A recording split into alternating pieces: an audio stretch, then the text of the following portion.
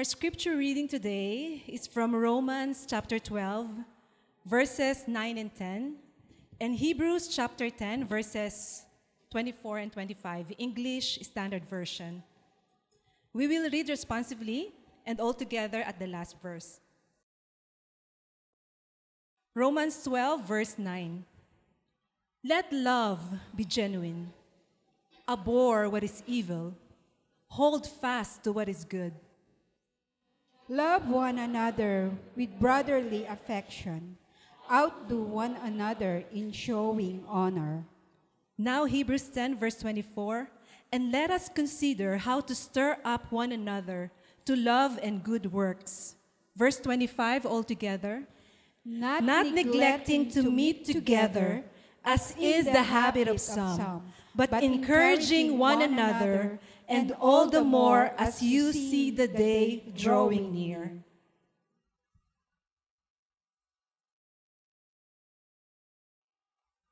This is the word of God. You may now be seated.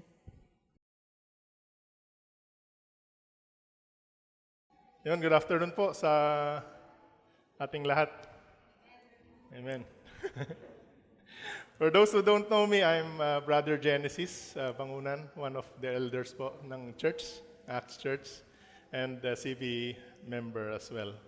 So it's such a privilege to be used by the Lord to deliver His message ngayon sa tanghaling ito.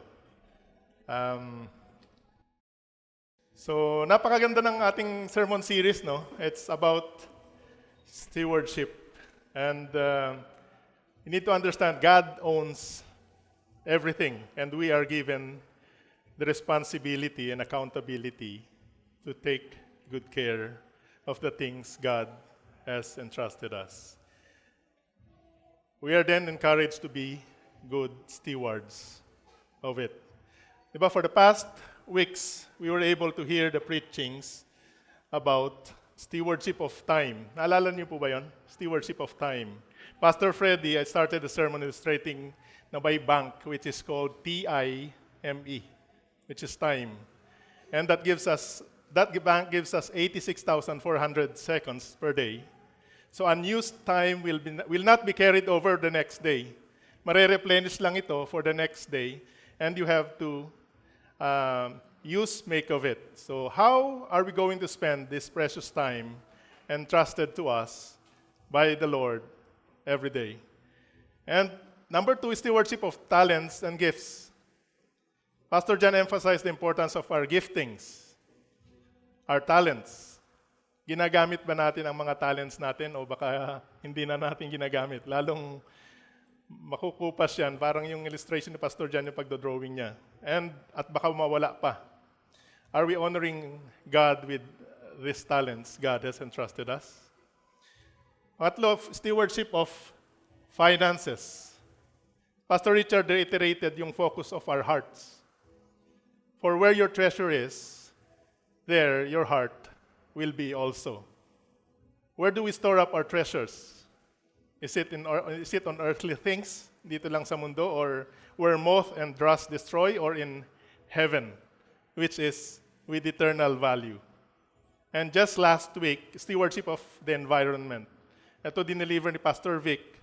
He reminded us about taking good care of our environment. We need to take care what God has entrusted us with our environment. And natutuwa ako sa CIA ministry.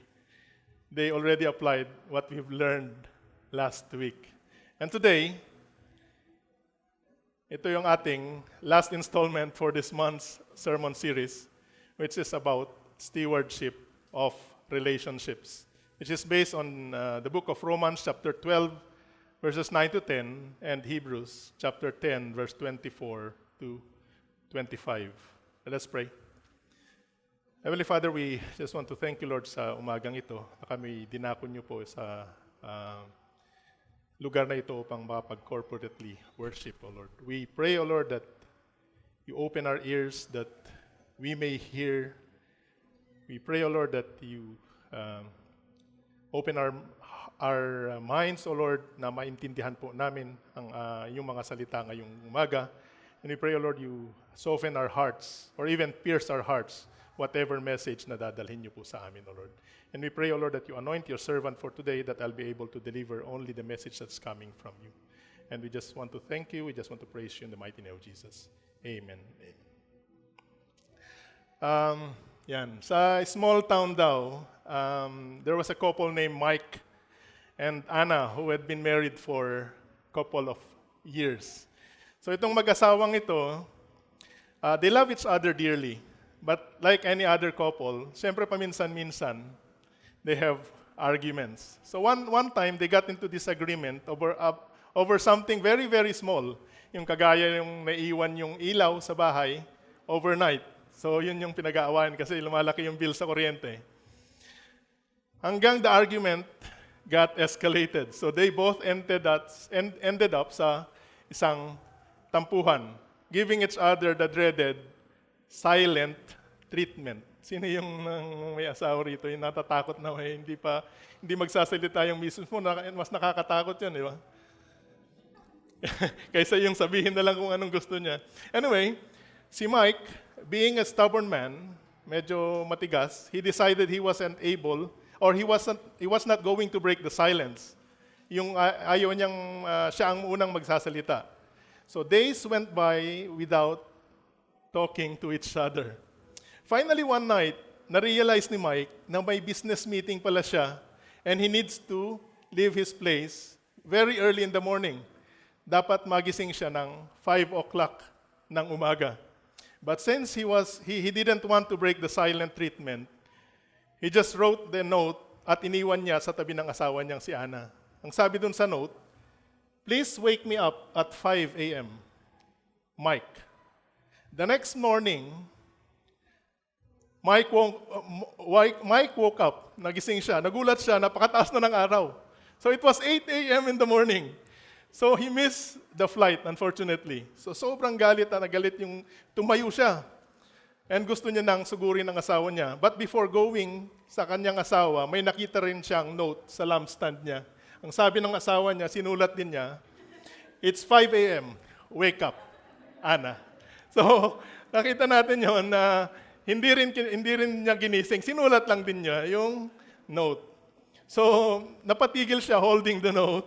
Instead na nagalit siya, he burst into laughter. Na-realize niya how silly the whole situation was.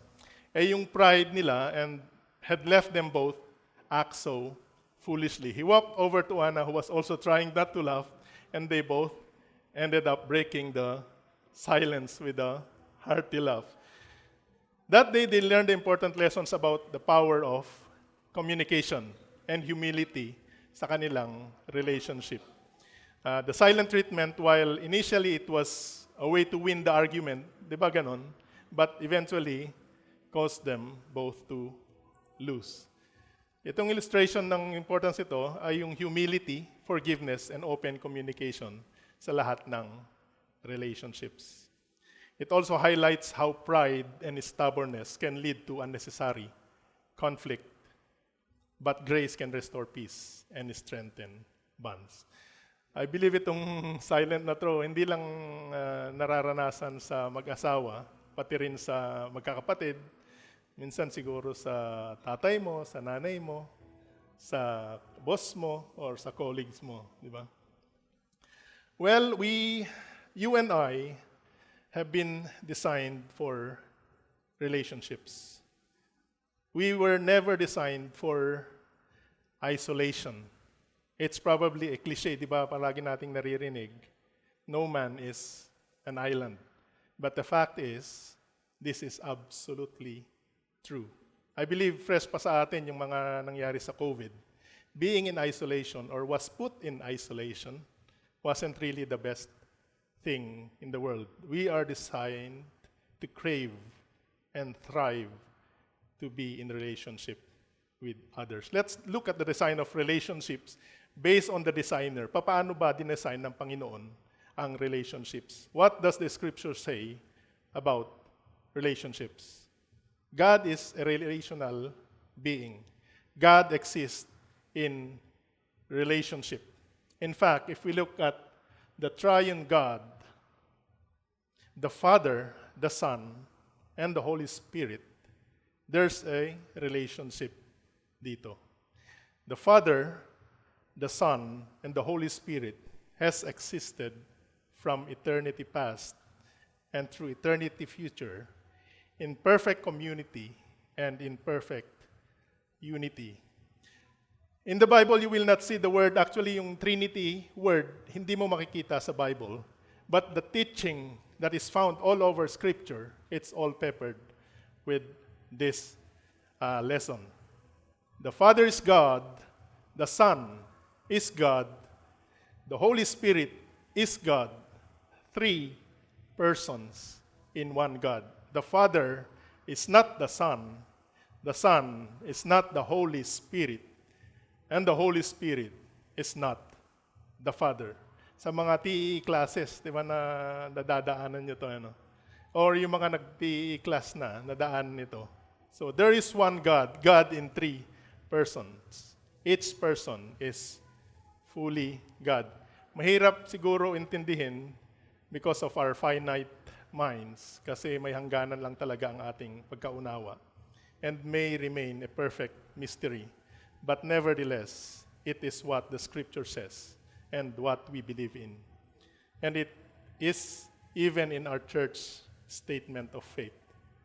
So what does this teach us in terms of relationships?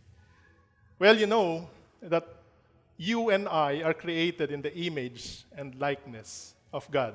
So in that, since we were created in the image and likeness of God, we reflect His image for the glory of God. God exemplified perfect unity within the Trinity. There's a special event in the life of Jesus' baptism kung saan makikita natin yung Trinity being in one place. Sabi sa Matthew 3:16-17, and when Jesus was baptized, immediately He went up from the water, and behold, the heavens were opened up to Him, and He saw the Spirit of God descending like a dove and coming to rest on Him. And behold, a voice from heaven said, "This is my beloved Son, and with whom I am well pleased." You see the perfect community and unity here, di ba? The Son obeying the Father, the Holy Spirit confirming the Son coming down like a dove, the Father affirming the Son, saying, "This is my beloved Son, with whom I am well pleased." And in Genesis 1:26, nadaanan din ito last week ni Pastor Vic, then God said, "Let us make man in our image, and after our likeness." Nakita natin yung God doon.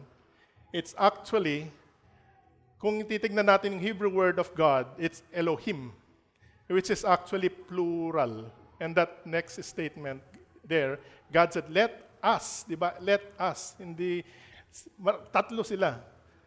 Let us make man in our image, after our likeness. Who was he speaking to? Di ba hindi naman angels? Dapat make our own image angels. Hindi naman sinabing ganon. So definitely not the angels. Hindi naman sinabi, di ba, na angels. Kahit na mukhang angel yung mga katabi nyo, sa tingin natin, they were not created in the image of angels. We are all created in the image of the triune God. That was the God who He was referring to. God the Father, God the Son, God the Holy Spirit. So with this, we should now have the model to follow in a relationship. Dapat ito ang modelo natin sa ating relationship. Let us try to answer these simple questions from our preaching today. What, why, how, where, and when. What is a stewardship of relationships? Why is the stewardship of relationships important? Yung 2 questions na to, I hope it will give us a strong foundation about stewarding relationship. And then we'll dive into practical applications. How do we effectively steward relationships?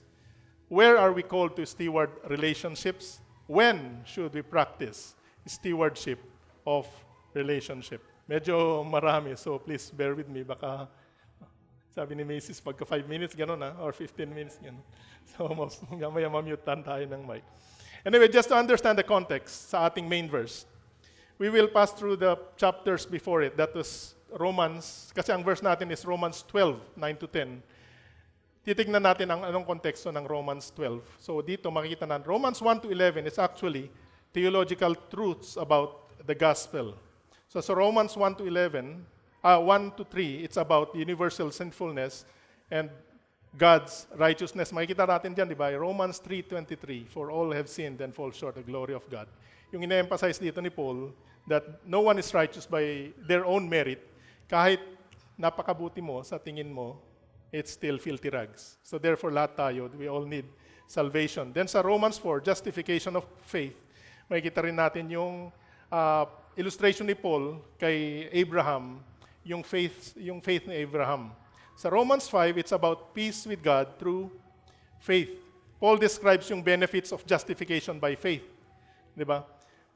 Romans 5:1, therefore, since we have been justified by faith, naalala natin to, we have peace with God through our Lord Jesus Christ. So, yun yung justification of faith, including peace with God, hope, and the reconciliation of humanity through Jesus Christ. Tapos yung sanctification of faith sa Romans 6 and 8, tapos sa 9:11, God's sovereignty and Israel. So, yan pa ang pinaka-konteksto bago tayo lumipat sa Romans 12. Sa Romans 12 dito, may shift na ng teaching ni Paul, which is about practical Christian living. So may pivotal transition dito in Paul's letter sa mga Romans. After laying yung profound theological foundations or truths sa Romans 1 to 11, dito na nag-shift si Paul into practical exhortation. So Romans 12 is about practical Christian living. Nag-start siya yung chapter about a call to offer ourselves as a living sacrifice. Nakita na doon sa Romans 12, 1 to 2. And Romans 12, 3 to 8, it's about humble service. And then ang main verse natin is this, Romans 12, 9 to 9, 9 to 10. Let love be genuine, abhor what is evil, hold fast to what is good. Love one another with brotherly affection. Outdo one another in showing honor. So let's proceed. What is stewardship of relationships? Romans 12, 9 to 10 captures this beautifully. Sabi doon, let love be genuine. The Greek word for love na ginamit dito is agape, which means or which refers to selfless, sacrificial love. At ang Greek word for genuine naman or genuine is anupprokritos. That is without hypocrisy. Yung dito nang galing yung hipokrito. Pero since may that negates hypocrite. So without hypocrisy. So Paul basically is urging believers, tayo yun, to demonstrate genuine, sincere love, hindi lang outwardly, but from our hearts. This means yung care for others ay hindi dapat fake or merely for show. Yung pakitang tao lang ba? It must come from a place of true compassion and concern. And we have to be sincere. In addition to loving genuinely or sincerely, stewardship of relationships involves moral integrity. Makikita natin dyan sa Romans 12b. Abhor what is evil. Hold fast to what is good. We must abhor or reject anumang evil in our interactions sa iba. Halimbawa, ito, yung panliling lang, panloloko, dishonesty, those are all evil acts. Dishonesty or manipulation, yung paggamit ng iba just for our own advantage or benefit, or even selfishness. But we must hold fast or cling to what is good, kagaya ng honesty, kindness, patience, righteousness, truthfulness. Yan yung mga fruit of the Holy Spirit. And this aligns with our responsibility to demonstrate healthy and godly relationships. Magandang basahin ito sa Tagalog eh. Maging tunay ang inyong pagmamahal, kasuklaman ninyo ang masama at pakaibigin ang mabuti. Ang tanong, tunay ba talaga ang pagmamahal nyo sa isa't isa? We have to reflect on that question. How sincere are you with your relationships? Kayo po ang makakasagot niyan. Then sa Romans 12a, love one another with brotherly affection. Ang term na ginamit naman dito is another kind of love, that is philostorgos. Philos and storge, which implies a familial love, the mutual love of parents and children and wives and husbands. So it means carrying deeply for others as if, yung mga kaibigan mo, as if kapamilya mo. So stewardship of relationships requires treating your fellow believers with this kind of deep familial love. Dito sa Acts, I'm really blessed to witness yung ganitong pagmamahal sa isa't isa. So ang encouragement dito ni Paul is that we must treat one another with the same devotion that one would show or kung paano kayo ka-close ng iyong member ng family. Dapat may commitment, loyalty, and enduring sense of care sa Christian community. Then in Romans 12b, outdo one another in showing honor. Or sa ibang salin, honor one another above yourselves. This is a call for humility and selflessness sa relationships. To honor others, yung trinatrato mo sila with respect and place their needs and well-being above our own. So it is a shift na instead na pag-focus ka sa sarili mo, dapat you have to focus sa mga kailangan ng iba above yours. So to answer the question, what is stewardship of relationships? Stewardship of relationships is about taking intentional care of the connections we have with others. It's recognizing that relationships are gifts from God that we must nurture, protect, and invest in so they can grow and flourish. And according to the model of relationship that we learned, yung Trinity, and from Romans 12, 9 to 10, stewarding relationships requires genuine love, moral integrity, familial affection, and a commitment to honoring others. Ito nagre-reflect din in principles of the relational nature of the triune God. How's our relationship with our family? With our mom? With our dad? Sa ating mga kapatid? Are we committed on nurturing them? When was the last time na nakausap nyo sila heart to heart, showing yung sincere love for them? How about our friends? Yung brothers and sisters in Christ? Is your relationship with them really sincere? Tunay nga ba? Or just for show? How are we taking care of our relationships? Are you spending quality time sa inyong mga loved ones? This week, actually, it's one of the busiest week I had. Sobrang parallel ang trabaho sa ibang clients. And I didn't really had time to spend quality time with my family, with my wife.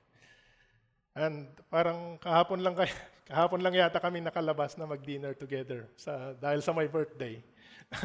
And nakapag-prepare ng message. Although I have my message in my mind, I was able to prepare yung preaching ngayong umaga. But then, how are we taking care or how are we stewarding our relationship with others? Anyway, I encourage every one of us to make quality time with our loved ones and be sincere, be genuine, and be intentional. Point number 2, why is stewardship of relationships important? Straightforward answer, because it is God's command to us, Christians. John 13:34-35. A new commandment I give to you, that you love one another just as I have loved you. You are to love one another. By this, all people will know that you are my disciples if you have love for one another. Ito yung isa sa mga conversations ni Jesus with his disciples during yung kanyang last supper, just before his crucifixion. Jesus commands his disciples to love one another. And yung standard of love is how Jesus demonstrated his love for us, his disciples. This is not just any kind of love, but it is sacrificial, di ba? He sacrificed his life because of his love sa atin.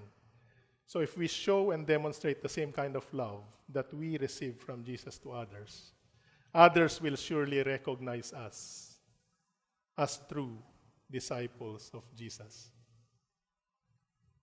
Let us imitate Jesus' love for us. We are called to love selflessly, serve others, and show compassion and grace, just as Jesus did through his life and sacrifice. I encourage everyone na let us imitate the same kind of love Jesus showed us. When we are with people, are they seeing Jesus' disciples? Kung kausap natin ang ibang tao, hindi lang dito sa church, do they see Jesus in us? I hope and pray na walang magsasabi, ay, Christian pala yun. Parang hindi ko naman nakikita sa kanya. The way he talks, the way he interacts, Christian pala siya. So, I hope na wala po sa atin ang ganun, na nag-iiba ang anyo natin, o nag-iiba ang ugali natin dito, at ang ugali natin sa labas. And I pray, we are ambassadors of Christ. Dapat we have to really take care of that identity sa pag-interact sa ibang tao. Let us evaluate ourselves. Let us demonstrate to others the same kind of love we receive from the Lord.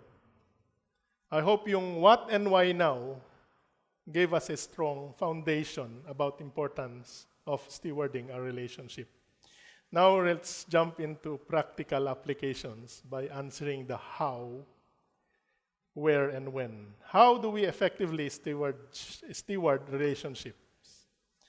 Of course, number one, that's to prioritize our relationship with God. Matthew 22:37-39, love the Lord your God with all your heart and with all your soul and with all your mind. This is the first and greatest commandment. And the second is like it. Love your neighbor as yourself. Dito sa passage na to, Jesus summarizes yung entire law by linking love of God with love for others. Dapat yung vertical relationship natin sa Panginoon should be prioritized because it is the source of life and love. God is the source of life and love. So when we love God with our whole being, naturally, magfo-flow ito sa pagmamahal sa iba. This reflects yung order of relation. Our relationship with God directly impacts how we steward our relationship sa iba. So prioritizing God helps us live out this love in our relationships. If the love of God overflows sa atin, that love, di ba, parang tubig. Pagka na-overflow yung tubig sa isang baso, parang na-spread natin sa iba. How are we prioritizing our relationship with the Lord? Consistent ba tayo in our worship? Our personal relationship with Jesus? Beginning of the year, parang, di ba, ang dami natin mga New Year's resolution. And now, nasa end of August na tayo. 2 days na lang. Baka makikita natin to. 2 days na lang, kakanta na ako. Si Jose Marichan. Pero with the past 8 months, how's our Bible reading so far? Kumusta ang ating Bible reading? Bible journaling. How's our daily walk with the Lord? Are we all on track? Are we all consistent? For me, honestly, I have also a lot of catching to do. Kaya sabi ko, this is a preaching sa, hindi lang sa inyo, sa akin, ang preaching na ito. But if you stop for some reasons, yung Bible reading or journaling, I encourage you just to continue. But and be consistent. Consistency is the key. May binabasa akong libro na ang title is Atomic Habits. So small steps lead to big changes. The importance is yung consistency. Number 2, invest in relationships with love and care. Ito yung binasa natin sa ating verse kanina, Hebrews 10, chapter 10, verse 24 to 25. And let us consider how we may spur one another on toward love and good deeds, not giving up meeting together as some are in the habit of doing, but encouraging one another, and all the more as you see the day approaching. Tayong mga believers, we have to be proactive or make it habit in encouraging one another toward love and good deeds. This involves intentional investment sa ating relationships. Meeting together and actively building each other. Spur one another doon implies that relationship requires effort, hindi lang yung pabanjing-banjing. And it should be intentional. Like kung paano i-coach ng isang coach, kung paano niya i-push yung isang athlete. Ganon din dapat tayo. We have to invest time, care, and encouragement sa iba. We must cultivate love and spiritual growth, reflecting the unity in the body of Christ. Kaya po tayo may mga SALT group or SG, Bible studies, and ibang church activities. This is to corporately worship and to build each other up. Let us keep on meeting and encouraging one another towards love and good deed. So, kumusta ang ating LG? Are we regularly, or SG, sorry, are we regularly meeting? Are we intentional with our love sa kanila? Are we encouraging one another and reflecting yung unity of body of Christ yung sa ating relationship sa kanila? I do hope so. Number 3, practice forgiveness and grace. Ito yung isa sa pinakamahirap. Pero it is really a command. Sabi doon sa Ephesians 4:32, be kind and compassionate to one another, forgiving each other just as in Christ God gave you. Paul urges us here to model Christ-like kindness and forgiveness. We have to be reminded that Christ's forgiveness highlights yung magnitude ng grace niya sa atin. How we receive yung grace ng Panginoon. As emphasized kanina, God forgave us through Christ's sacrifice. A very, very costly act. It cost His life for us. Therefore, we are called to forgive others in the same manner, showing grace, mercy, kahit na siguro napakahirap. Alam ko yung experience natin lately. Forgiveness is an act of stewardship kasi it restores and strengthens relationships para ma-prevent ang bitterness and division, especially within us, community of believers. Napatawad mo na ba siya? Napatawad mo na ba sila? Sa pamilya mo, napanawad mo na ba ang kapatid mo? Ang mama mo? Ang papa mo? Napatawad mo na ba yung nakasakit sa'yo? Or office mate mo, pwedeng church mate mo, pwedeng pastor mo, pwedeng boss mo. Talagang napakahirap, pero we really have to forgive. In the first place, kung ano man ang ginawa natin ginawa nila sa atin, pananagutan nila sa Lord yun. Ang sa atin, pananagutan din natin sa Lord kung hindi tayo nagpatawad. Diba? We have to let go of anger and bitterness na nasa puso pa natin and extend grace and compassion sa mga nakasakit sa atin. Same as how God forgave us. There was a Christian psychiatrist who said something like this: 90% or more for all counseling could be eliminated entirely if people would learn to forgive. Imagine 90% or more na hindi kailangan ng counseling if we learn to forgive. Mawawalan na ang trabaho ng mga psychiatrists or psychologists, no? 90%. But the challenge is we have to forgive. In the first place, tayo ang unang magiging biktima ng serious emotional and physical damage kung di tayo nagpatawad. Diba? Tayo ang unang magkakasakit. Hindi naman yung taong nakasakit sa iyo ang magkakasakit. Tayo ang unang magkakasakit.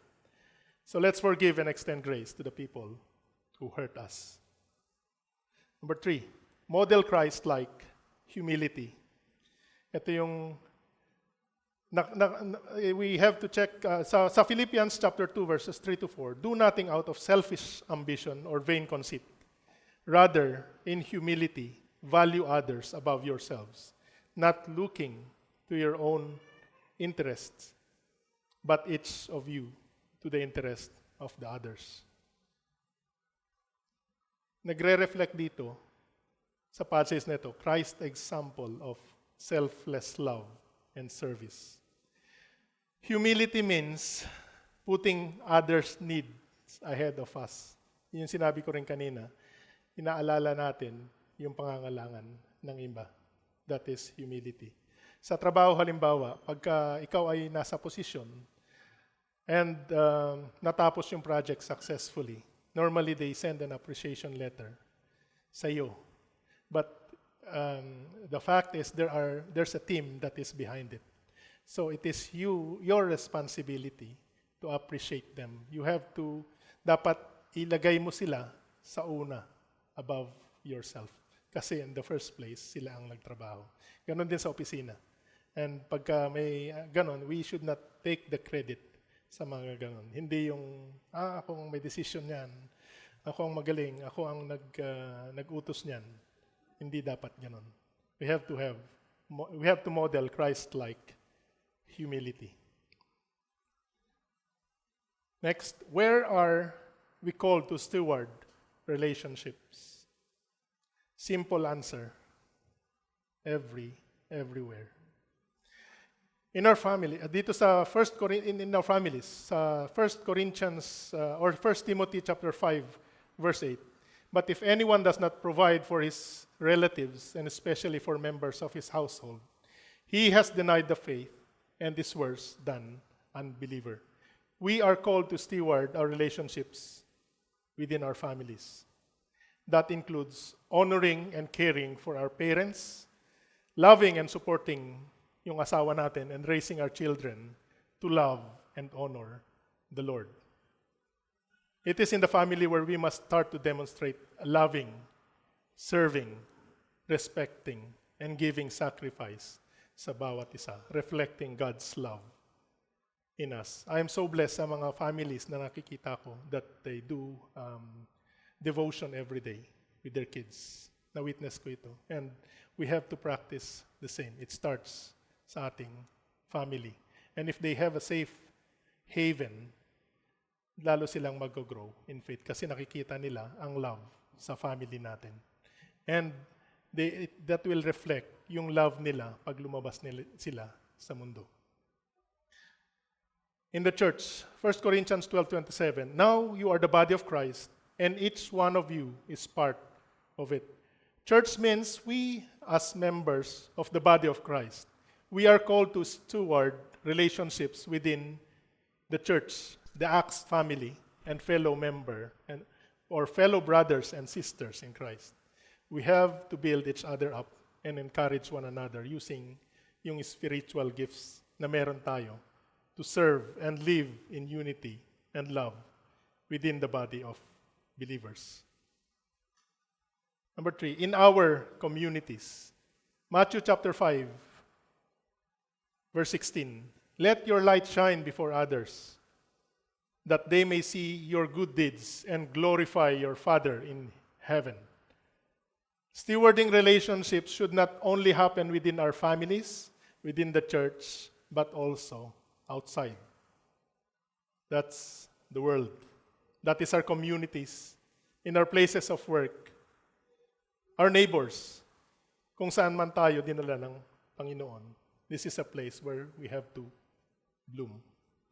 Dapat, kumusta ang ating pag-i-invite sa mga neighbors natin or sa world, sa communities natin? I encourage everyone that we have to invite them to the church para makilala natin or ipakilala natin ang Panginoon natin sa kanila. As I said a while ago, we are all ambassadors of Christ. When should we practice stewardship of relationships? Always and continuously. Well, if you didn't start yet, I encourage you to start now. In times of peace and stability, sa 1 Thessalonians 5:11, therefore encourage one another and build each other up, just as in fact you are doing. We should not be complacent sa estado natin ngayon.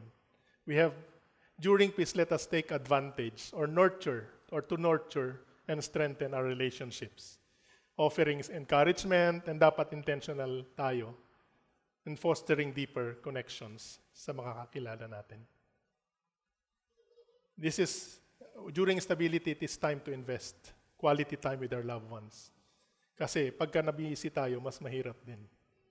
So we have to invest quality time with them. Normally, nagagawa natin to siguro pag wala tayo, nasa bakasyon tayo.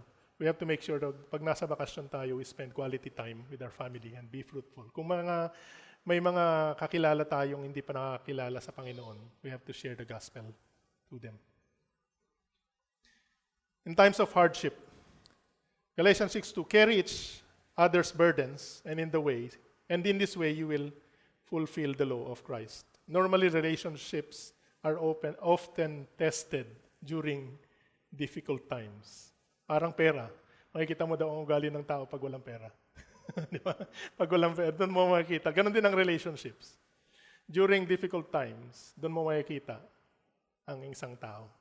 And I hope and pray we remain loving Christ and maintaining or nurturing relationships even in times of hardship. Stewarding relationships means being present for others and ready to offer support and walking alongside in their struggles. So when someone you care about, yung kapamilya mo or ka-SG mo, friends mo, na they face hardship, I encourage us to be source of strength and comfort. Offer them practical help, emotional help, or emotional support.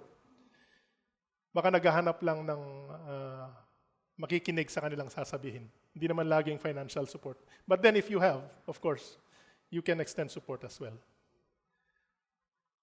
But just be there and ready to give the support needed. And of course, spiritual encouragement always. That is to demonstrate yung love and care sa kanila. Lastly, dito, in everyday moments. And whatever you do, whether in word or deed, do it all in the name of the Lord.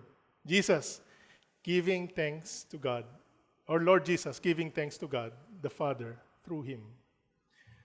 Stewardship of relationships is actually a lifestyle. Hindi lang sa significant moments, yung peace and stability, hindi lang sa ganon. It has to be handled in everyday interactions. Kung paano tayo magsalita, how we treat and engage with other people daily, it should reflect yung commitment natin to steward our relationships as well. Every moment, every opportunity,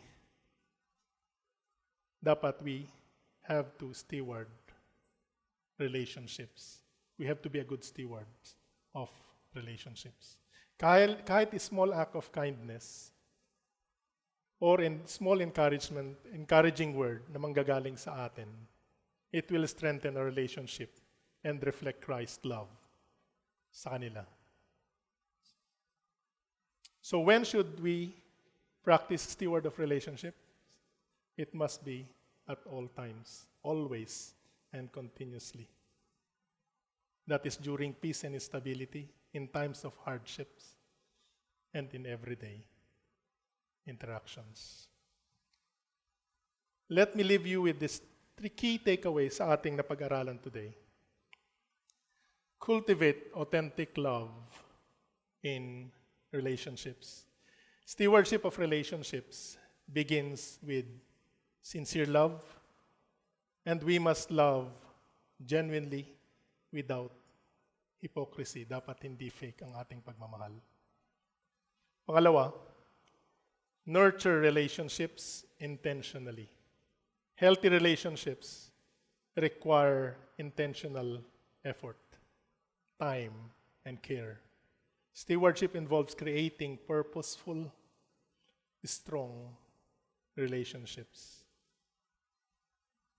Number 3, forgiveness is the key. So forgiveness is very, very essential in stewarding relationships.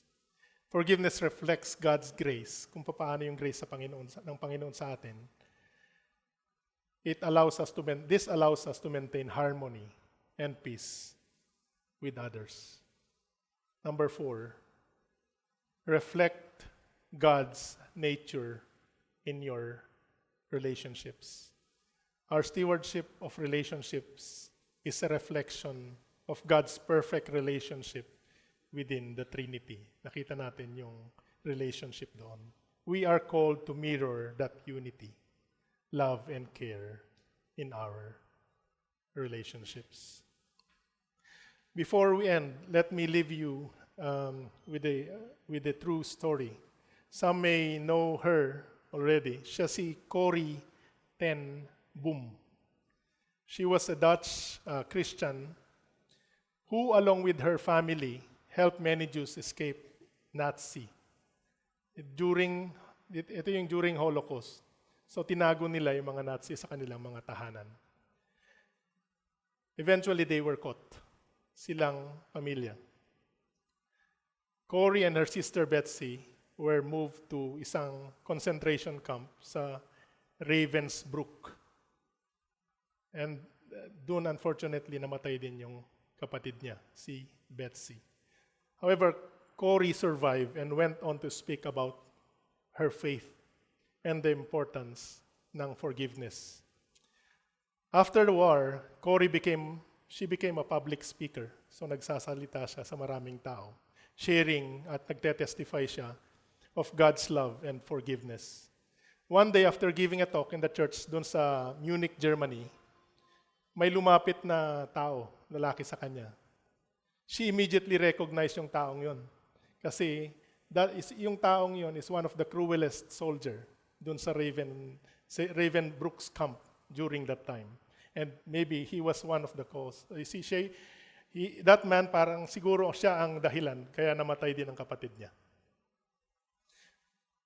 Though that man didn't really recognize Corrie, but he told her that after nung war, yung man na yon had become a Christian as well. So naging Kristiyano yung soldier na yon. And had sought God's forgiveness dun sa mga past actions na ginawa niya. So he extended his hand to her and asked, "Will you forgive me?"